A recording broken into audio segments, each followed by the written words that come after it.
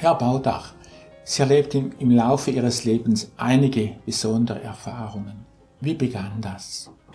Meine Erfahrungen begannen schon in sehr jungen Jahren. Ich war damals zwischen 9 und 10 Jahre alt und hatte einen Mitschüler, er hieß Helmut, der sehr aggressiv war, der auch kriminell war. Und dieser Mitschüler beschuldigte mich auch einer Straftat, die ich aber definitiv nicht begangen haben konnte, weil ich genau zu diesem Zeitpunkt mit Scharlach krank zu Hause lag. Und als ich eines Tages vom Spiel nach Hause kam, in mein Zimmer rein bin, stand dieser Helmut in einer Ecke vom Zimmer. Und ich habe mich im ersten Moment sehr über meine Mutter geärgert, dass sie ausgerechnet diesen Mitschüler einfach in mein Zimmer reingelassen hatte. Und ich fragte ihn auch entsprechend unwirsch, was willst du? Und er redete mit mir dann erstmal über meine Spielsachen und er ließ mich auch nicht mehr zu Wort kommen. Und er sagte dann, ich will mich bei dir entschuldigen. Ich war sehr unfair, ich war gehässig und es tut mir leid, aber ich werde dafür sorgen, dass dir nie mehr einer was tut. Und so wie er das sagte, war er weg.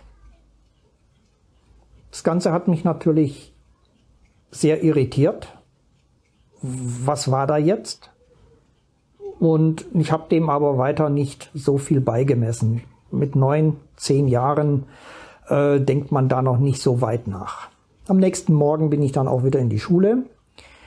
Und wir waren alle in der Klasse und mit einem Mal kam unsere Lehrerin herein mit dem Schuldirektor. Beide sehr ernst und offenbarten uns, dass besagter Helmut am gestrigen Tag tödlich verunglückt ist. Worauf ich dann noch sagte, das ist ja ein Ding. Der war gestern Nachmittag noch bei mir. Worauf der Direktor sagte, das kann definitiv nicht sein, denn der Helmut ist nach der Schule auf dem Heimweg mit seinem Rad tödlich verunglückt. Das war mein erstes Erlebnis, was mich dann im Nachhinein schon sehr beschäftigt hat. Als Sie Helmut in Ihrem Zimmer sahen, wie war er gekleidet? War da etwas Auffälliges für Sie? Da war gar nichts Auffälliges. Der hatte genauso die Kleidung angehabt, wie sie damals völlig üblich war. Also es war nichts, dass man irgendwie hätte sagen können, da ist etwas Besonderes oder da war irgendwie etwas Außergewöhnliches. Das einzigste Außergewöhnliche war, dass er, nachdem er gesprochen hatte, weg war. Er war nicht mehr zu sehen. Und dieses Wegsein, das ging schlagartig. Sie machten noch weitere Erfahrungen? Es kam zu einem weiteren ganz einschneidenden Erlebnis für mich, was mein Leben eigentlich auch nachhaltig geprägt hat. Ich war mit meinen Eltern im Urlaub und wir haben auch in einer Pension übernachtet. Meine Eltern im 2. Stockwerk und ich im Souterrain. Und ich hatte meinen Eltern an diesen Tagen auch offenbart, dass ich ins Kloster eintreten möchte. Ja, und am nächsten Morgen, meine Eltern hatten auch nichts dagegen gehabt. Am nächsten Morgen waren meine Eltern sehr verstört und fragten mich, ob ich denn, ich war katholisch, ob ich denn meinen Rosenkranz noch hätte, den sie mir zur Erstkommunion geschenkt hatten. Und natürlich, ja, den habe ich und eigentlich hatte ich den immer in meiner Hosentasche. Aber ausgerechnet an dem Morgen nicht. Meine Eltern bestanden darauf, dass ich diesen Rosenkranz jetzt sofort holen soll.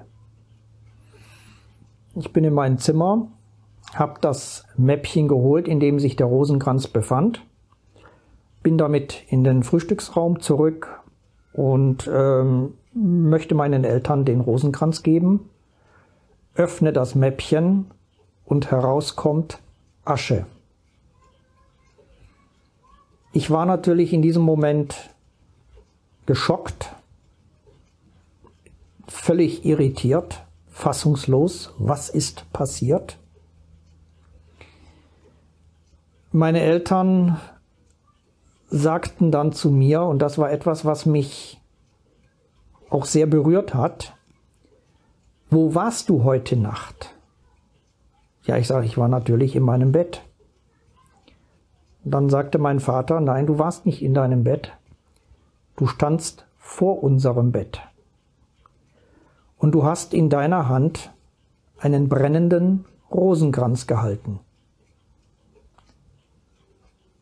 Und dabei hast du dann die Worte gesagt: Den Weg, den ich gehen will, ist nicht der richtige. Und so wie du das gesagt hast, warst du wieder weg. Ja, ich wollte trotzdem ins Kloster eintreten. Es kam aber zu einem Zerwürfnis mit dem Bischof, das darin gipfelte, dass ich entweder exkommuniziert werden sollte oder eben aus der Kirche austreten kann oder soll. Und ich habe dann beschlossen, aus der Kirche auszutreten, aber ich habe meine Verbindung zum Göttlichen nicht abgelegt. Ich hatte dann in diesem Zusammenhang noch ein Erlebnis gehabt. Ich kam mittags mal aus der Schule. Ich hatte von einem befreundeten Pater ein Komplett geschenkt bekommen. Das ist also das Stundengebetsbuch. Und mein Vater sagte: Bei dir im Zimmer riecht es nach Brand, aber ich kann nichts finden. Ja, ich bin dann auch an meinen Schreibtisch hingekommen. Da roch es besonders stark nach Brand. Meine Eltern haben grundsätzlich meinen Schreibtisch nicht geöffnet. Und ich habe dann das Schreibtischfach geöffnet. Und interessanterweise lag mein Stundenbuch da drin, und zwar zwischen anderen Schriftstücken. Und nur dieses Buch war angebrannt. Es hat also eine teilweise Selbstentzündung stattgefunden. Ich weiß nicht, oder keiner kann sich das erklären, wie ist das passiert. Wenn Sie jetzt darüber nachdenken, können Sie sich erklären, was die Ursache von diesem Brand war? Eine letztendliche Erklärung habe ich nicht. Aber für mich ist ganz sicher, dass es Existenzen gibt, die wir mit unseren Sinnen normalerweise nicht wahrnehmen. Das sind, ich sage mal, Wesen, die durchaus die Möglichkeit besitzen, in die Materie eingreifen zu können. Wie das im Detail abläuft, kann ich nicht beantworten. Sie hatten auch noch weitere Erlebnisse? Ja, in meinem Leben hat es einige Erlebnisse gegeben. Denn es kam dann zu einem Erlebnis mit einem Hund. Wir hatten einen Pudel und dieser Pudel war 14 Jahre alt, ist sehr krank geworden und wir haben uns dann für das Tier entschieden, dieses Tier einschläfern zu lassen. Meine Mutter und ich sind zur Tierarztpraxis.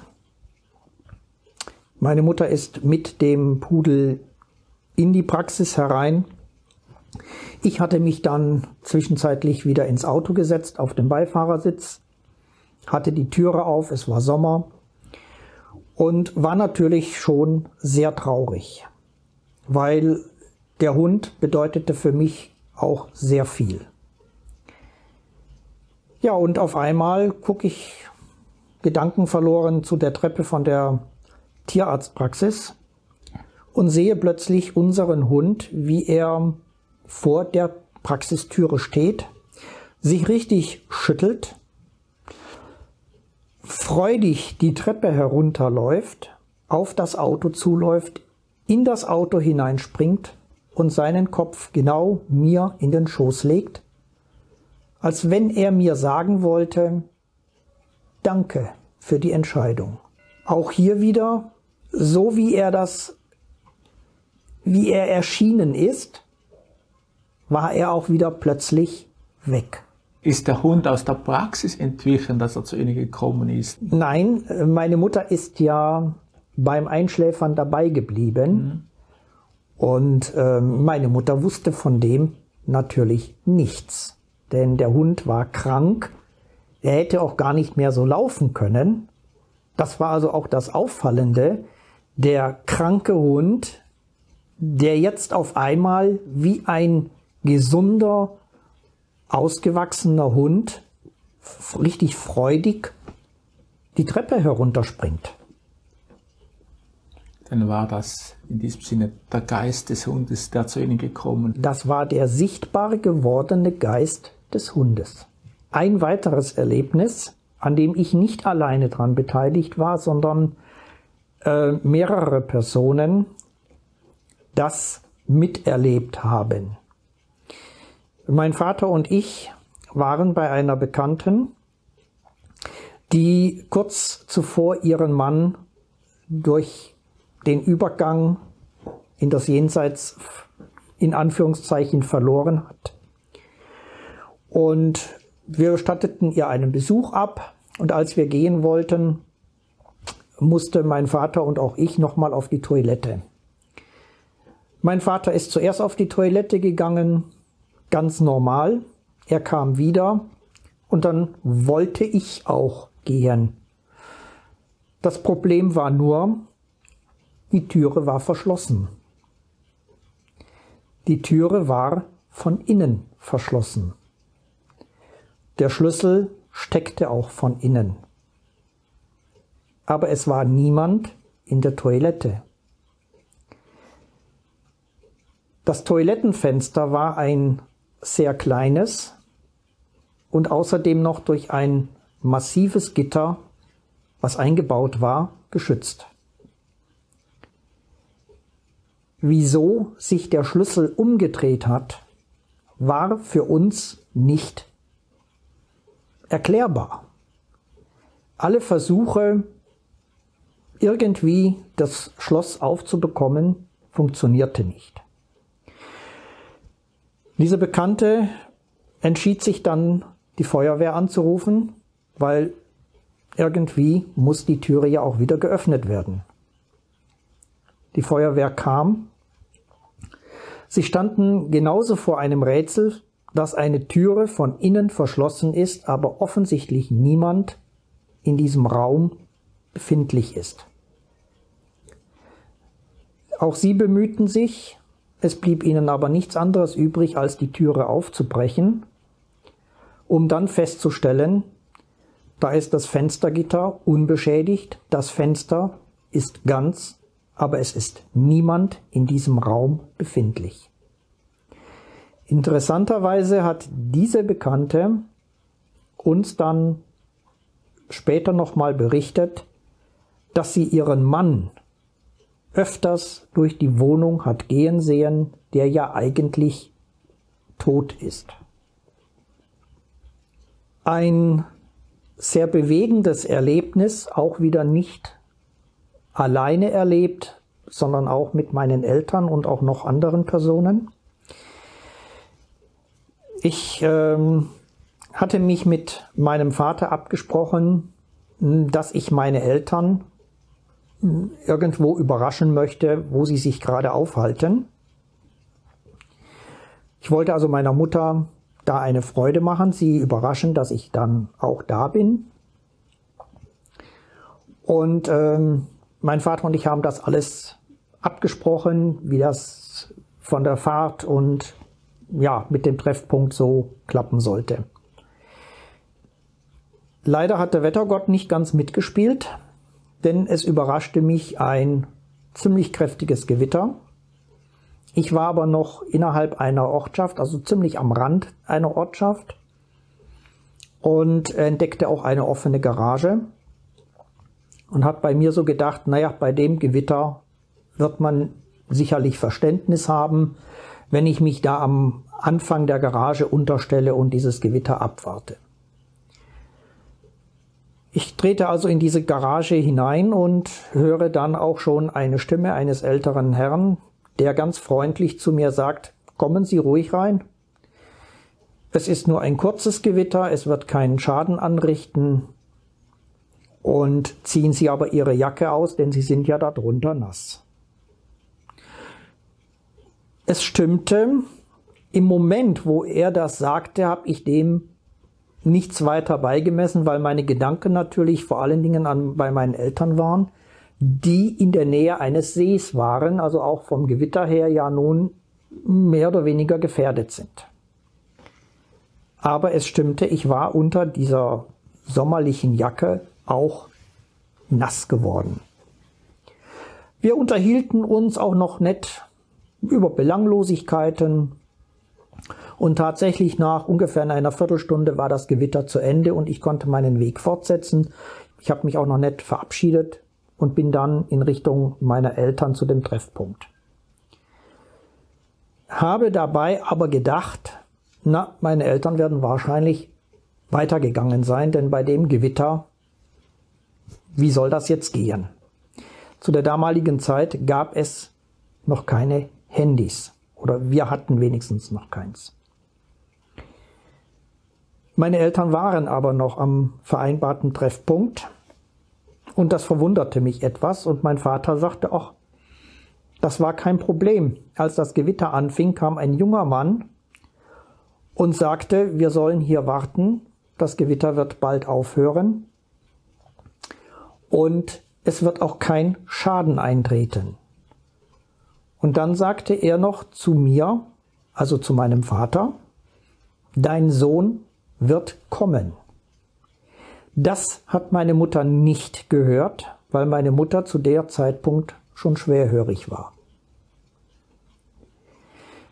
Wir hatten uns also getroffen und meine Mutter hatte sich gefreut und wir haben uns auch wieder getrennt. Ich musste wieder den Weg zurück, den ich gekommen bin und habe dann bei mir gedacht, ach, der nette Herr war so freundlich, da gehst du noch mal hin und sagst Dankeschön nochmal und wünschst ihm auch einen schönen Sonntag. Ich kam also an diese Garage vorbei, diese Garage war verschlossen und ich denke, du gehst einfach ans Haus, schellst, aber im Haus öffnete mir niemand. Dafür öffnete sich auf der gegenüberliegenden Seite die Türe und ein Nachbar kam rüber und fragte ziemlich, ja, energisch, was wollen Sie denn da?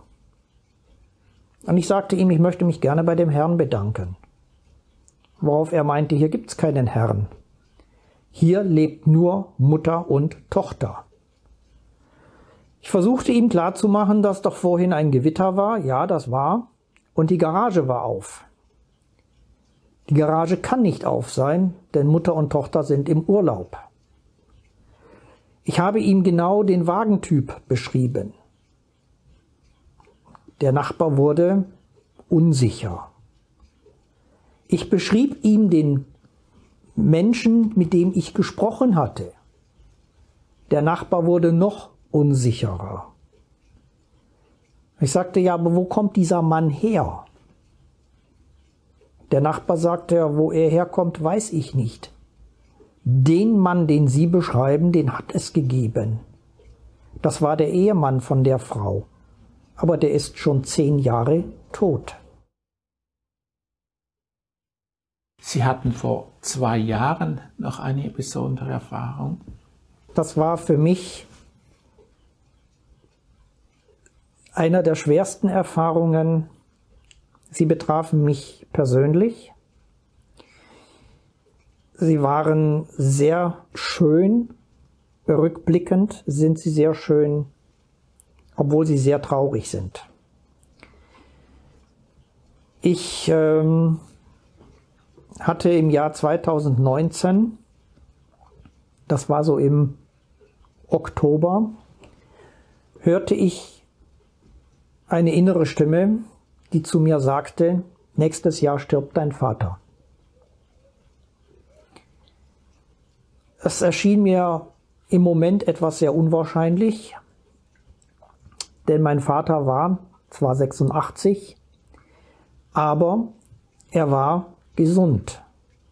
Er brauchte selbst in diesem Alter noch keinerlei Medikamente. Er hatte keine Probleme, er hatte keine Erkrankungen, nichts. Das war aber so stark und deutlich, dass mich das schon etwas verunsichert hat. Und ich hatte dann auch im ersten Moment gedacht, vielleicht passiert ein Unfall. Mein Vater wurde tatsächlich im März urplötzlich krank, bettlägerig. Er wurde auch ein Pflegefall. Und es kam dann auch im Pflegedienst, die dann sagten, mein Vater hat ein starkes Ödem, also eine Wasseransammlung im Körper, und er muss ins Krankenhaus.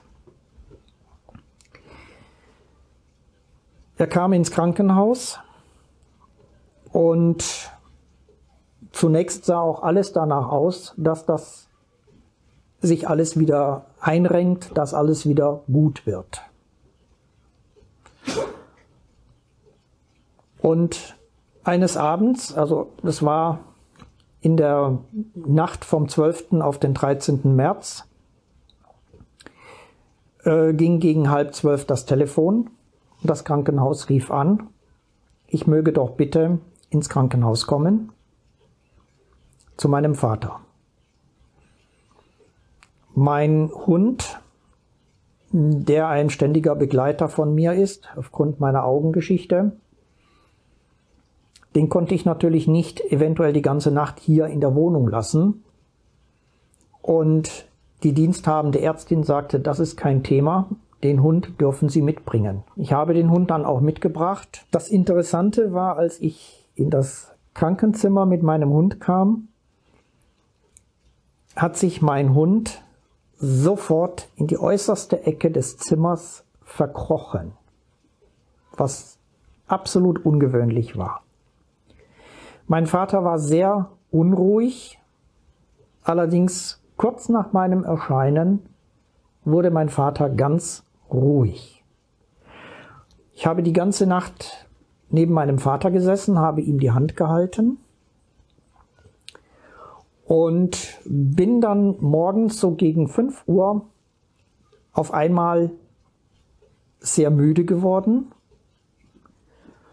bin durch ein ganz starkes Licht wach geworden, also wieder zu mir, also ja, wach geworden. Habe im ersten Moment gedacht, die Nachtschwester wäre im Zimmer und hätte das Licht angemacht. Dem war aber nicht so. Und so wie ich das Licht wahrnahm, überkam mich eine unsagbare Ruhe, ein Gefühl eines wunderbaren Friedens und überhaupt keine Ängste mehr gehabt. Und mein Vater, dem ich ja nun die Hand nach wie vor hielt, drückte mir dann zweimal ganz kräftig die Hand. Es war aber nur der Händedruck. Und er hörte auf zu atmen. Und in dem Moment, wo mein Vater aufhörte zu atmen, nahm ich in diesem Licht ich beschreibe es nach meiner Empfindung, ein großes, wie ein schmiedeeisernes Tor, ein unheimlich großes Tor, was von zwei Lichtwesen, die ich aber nicht näher erkennen konnte, weit geöffnet wurde. Und ich sah, wie mein Vater diesen Weg entlang ging. Er ging durch dieses Tor, aber er blickte sich nicht um. Und mein erster Gedanke war, ich möchte hinter meinem Vater her. Ich möchte mit ihm gehen. Das Tor verschloss sich und ich hörte dann in mir die Stimme, deine Zeit ist noch nicht gekommen. Und erst in dem Moment, auch da wieder, es verschwand alles und in diesem Moment realisierte ich, dein Vater atmet ja gar nicht mehr. Er ist gestorben. Herr Baudach, was für Auswirkungen hatten all diese Erlebnisse auf Ihr Weltbild? In der Summe hat das für mich sehr viele, sehr positive Auswirkungen. Es hat mich einerseits sehr kritisch werden lassen gegenüber den konfessionellen Dogmen. Es hat mir die Angst vor dem, was man als Tod bezeichnet, genommen. Und es hat mir eigentlich offenbart, dass es garantiert, ganz sicher mehr gibt, als nur diese Materie, in der wir uns zurzeit befinden. Wenn man mich heute fragt, wie würde ich den Lebensweg aufzeigen, dann würde ich nicht sagen, das ist wie eine gerade Linie mit einem Anfangspunkt, die Geburt, und dem Endpunkt, der Tod. Sondern ich würde sagen,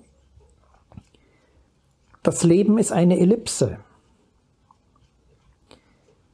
Der Schnittpunkt ist die Geburt, wobei die Geburt der Tod aus dem geistigen Bereich darstellt. Und am Ende der Ellipsenbahn, an einem zweiten Schnittpunkt, das, was wir als Tod bezeichnen, ist dann die Geburt in das geistige Leben. Denn dass es ein geistiges Leben gibt, dass es einen Fortbestand gibt, dass das, was wir als Seele, als Geist, als Persönlichkeit bezeichnen, das ist das Ewige. Es wird immer wieder ein Kommen und ein Gehen sein in den verschiedensten Lebensformen. Herr Baudach, herzlichen Dank für das Gespräch. Bitte schön.